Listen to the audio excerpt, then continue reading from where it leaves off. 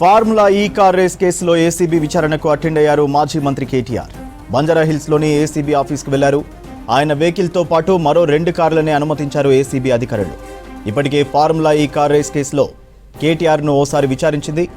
ఇవాళ మరోసారి విచారణకు రావాలని ఏసీబీ నోటీసులు ఇచ్చింది.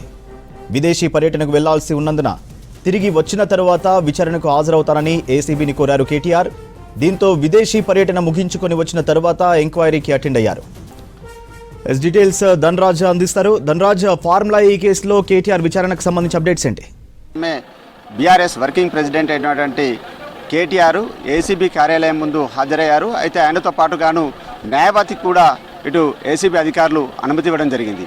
ఈ ఫార్ములా కేసు వ్యవహారంలో A1గా ఉన్నటువంటి కేటీఆర్ను విచారించేందుకు గాను ఇప్పటికే ఏసీబీ డీజీ అయినటువంటి విజయ్ కుమార్, అదేవిధంగా డైరెక్టర్ తరుణ్ జోష్తో పాటుగాను రితిరాజు, అదేవిధంగా మాజిద్ ఖాన్కి సంబంధించినటువంటి బృందం ఇప్పటికే విచారణకు సంబంధించి పలు ప్రశ్నలకు సంబంధించినటువంటి పత్రాలను ఇప్పటికే వాటిని తయారు చేశారు. ఆ తర్వాత కూడా సుదీర్ఘంగా కూడా కేటీఆర్ను విచారించనున్నారు. అయితే కేటీఆర్ను విచారించేటువంటి క్రమంలో చూసినట్టయితే విజిబుల్కి సంబంధించినటువంటి అడ్వకేట్కు ఆయనకు అనుమతి ఉంది కాబట్టి అడ్వకేట్కు సంబంధించినటువంటి ఆయన అంటే ఒక కిటికీ ద్వారా కానీ ఒక అక్కడి నుంచి చూసేందుకు కానీ మాత్రమే ఆయనకు అనుమతి ఉంది.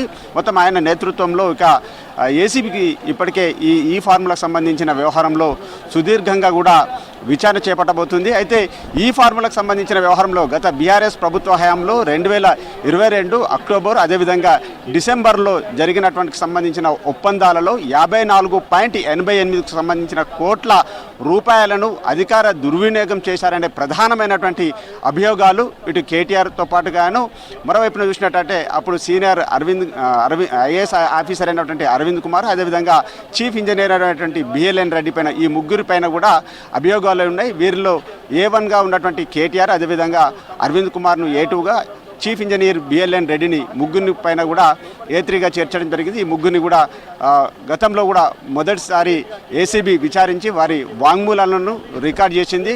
దాంతోపాటు ఎఫ్ఈఓకి సంబంధించినటువంటి CEO ప్రతినిధులతో పాటుగాను మరికొంతమంది ఇందులో సాక్షులకు సంబంధించినటువంటి స్టేట్మెంట్ను కూడా రికార్డ్ చేసింది.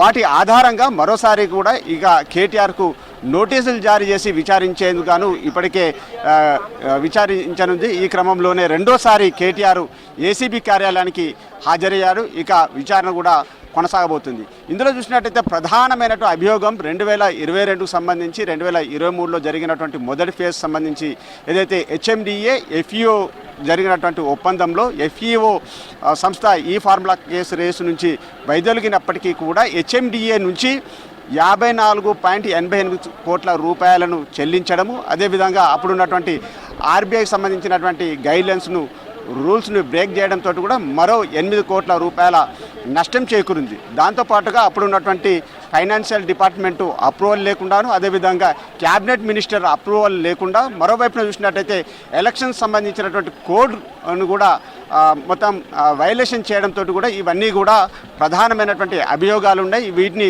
బ్రేక్ చేసి మొత్తం రాష్ట్ర ప్రభుత్వం సంబంధించినటువంటి ఏదైతే MAUDకి సంబంధించినటువంటి HMDA జరిగినటువంటి నిధులకు సంబంధించిన అవకతవకలు జరిపారో దానికి సంబంధించి అప్పుడు కేటీఆర్ మున్సిపల్ శాఖ మంత్రిగా ఉన్నారు కాబట్టి ఆయన ప్రమేయంతో మాత్రమే తాము నిధులను బదిలీ చేశామని సీనియర్ ఐఏఎస్ అధికారి అయినటువంటి అరవింద్ కుమార్, అదేవిధంగా బిఎల్ఎన్ రెడ్డి ఇచ్చినటువంటి స్టేట్మెంట్ ఆధారంగా కూడా ఈసారి మరోమారు కూడా కేటీఆర్ను ఏసీబీ బృందం సుదీర్ఘంగా విచారణ కొనసాగించనుంది. కేటీఆర్ ఇచ్చేటువంటి స్టేట్మెంట్ను పూర్తిగా రికార్డ్ చేయబోతుంది. అయితే క్యాబినెట్ అప్పుడు మంత్రిగా పనిచేసినటువంటి కేటీఆర్ FEO అదేవిధంగా ఈ ఫార్ములాకు సంబంధించినటువంటి రేసు వ్యవహారంలో చేసుకున్నటువంటి ఒప్పందంలో ఈ డబ్బులను అంటే HMDA నుంచి ఎందుకు బదిలీ చేశారు, అదేవిధంగా ఈ గ్రీన్కో సంబంధించినటువంటి సంస్థకు సంబంధించిన వ్యవహారంతో జరిగినటువంటి ఒప్పందాల వివరాలన్నింటినీ కూడా ఇప్పటికే ఏసీబీ బృందం దానిపైన స్క్రూటినీ కొనసాగించింది. ఇప్పటికే పలు ఆధారాలను కూడా రాబట్టగలిగింది. FEOకు అదేవిధంగా నిధుల చెల్లింపు వ్యవహారంలో జరిగినటువంటి అవకతవకలకు సంబంధించినటువంటి ఆధారాలన్నింటిని కూడా ఇప్పటికే తెప్పించుకోగలిగింది. గతం సంబంధించినటువంటి రిపోర్టు ఆధారంగా కేటీఆర్ను ఇప్పుడు సుదీర్ఘంగా విచారించి ఆ తర్వాత జరిగినటువంటి నియమ నిబంధనల ఒప్పందాలకు సంబంధించినటువంటి క్రాస్ ఎగ్జామినేషన్ చేసి ఆయన ఇచ్చేటువంటి స్టేట్మెంట్ను రికార్డ్ చేసేందుకు ఇప్పటికే అధికార బృందం సంసిద్ధంగా అయింది. ఇక విచారణ కూడా ప్రారంభమైంది.